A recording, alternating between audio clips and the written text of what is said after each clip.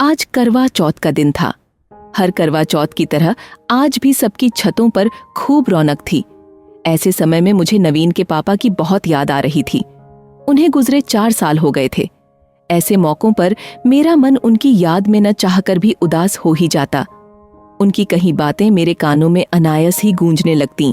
सरला, तुम्हारे करवा चौथ के व्रत करने से मेरी उम्र बढ़े या न बढ़े, मगर हमारे बीच का प्रेम हमेशा बढ़ता रहेगा।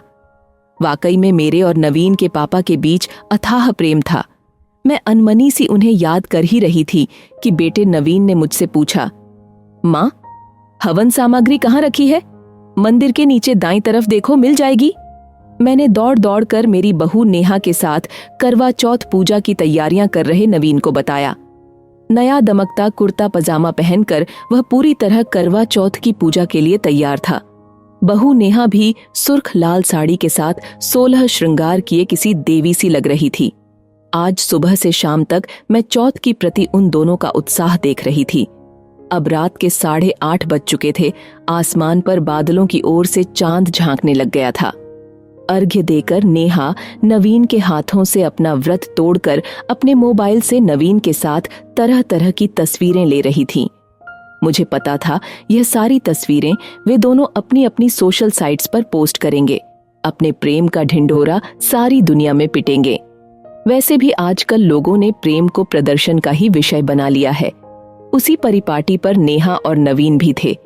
कुछ देर बाद वे दोनों मेरे पास मेरे चरण स्पर्श कर मेरा आशीष लेने को आए तो मैंने अपने दोनों पैर पीछे की तरफ खींच लिए। वे दोनों अचंभे से मुझे देखते हुए बोले, माँ, हमसे कोई गलती हो गई क्या?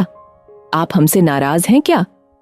उनके सवाल का जवाब देने को मैंने अपना मौन तोड़ते हुए कहा, मैं नाराज नहीं हूं, लेकिन तुम दोनों को मैं तभी अपने पैर स्पर्श कराकर आशीष दूंगी जब तुम दोनों मेरे सामने एक साथ एक संकल्प लोगे।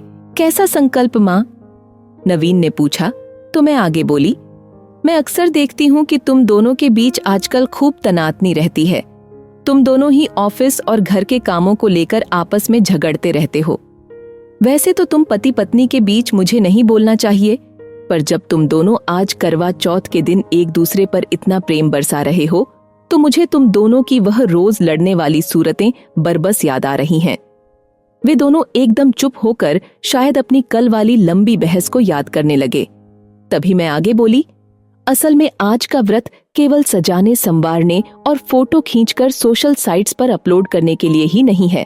आज का व्रत संकल्प का व्रत है। आज पति पत्नी को यह संकल्प लेना चाहिए कि वे आज की तरह ही रोज प्रेम से रहेंगे। कुछ देर शांत रहने के बाद नेहा बोली, माँ, आप सच कह रही हैं। आजकल लोगों ने दाम्पत्य जीवन को तनावपूर्ण ही बना लिया है। हम लोग दिखावे के चक्कर में प्रेम को अनुभव करना भूल ही जाते हैं। अब हम दोनों यह संकल्प लेते हैं कि हम आज की तरह ही रोज प्यार से रहेंगे और प्यार का दिखावा न करके प्यार को वाकई में महसूस करेंगे। मेरे बेटे ने भी अपनी पत्नी नेहा की बात का समर्थन किया। जब उन दोनों ने मेरी बात सुनकर अपनी गलती स्वीकार करते हुए आपस में रोज प्रेम से रहने का संकल्प लिया तो मैंने भी अपने पैर आगे बढ़ाते हुए उन दोनों के सिर पर अपने आशीष भरे हाथों को रखते हुए दिल से कह दिया कि जोड़ी सलामत रहे।